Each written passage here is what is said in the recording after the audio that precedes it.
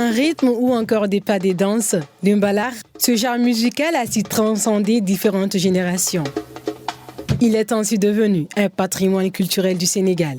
Le mbalakh, c'est un genre aujourd'hui devenu musical, mais à la base, le mbalakh est un rythme à l'intérieur d'une composition de percussion sénégalaise wolof ou sérère. Donc le mbalakh, c'est un instrument qui le joue et qui permet de faire des variations de rythme.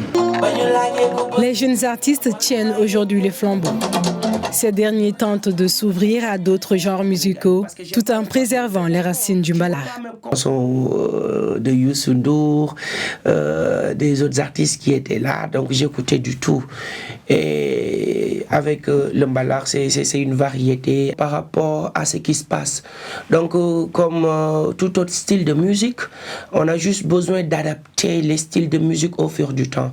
Donc le mbalakh, on peut dire que pour le moment, il y a une mutation du mbalakh, mais qui garde les bases. C'est-à-dire, comme j'ai l'habitude de le dire, on s'enracine et on s'ouvre.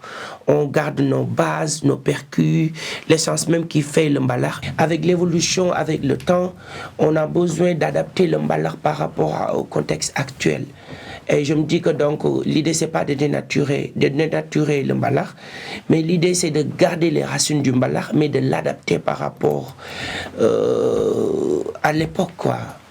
L'essence du mbalakh est d'ailleurs plus qu'un rythme. C'est la communication et surtout l'identité culturelle sénégalaise.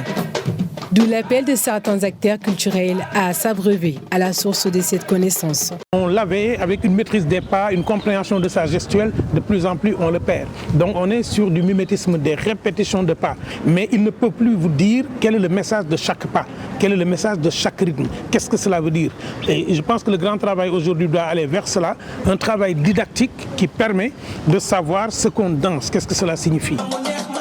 Le mbalakh a su traverser les frontières sénégalaises au fil des années. Des artistes comme Youssou N'Dour ont réussi à l'exporter à l'international au grand bonheur des mélomanes du monde entier.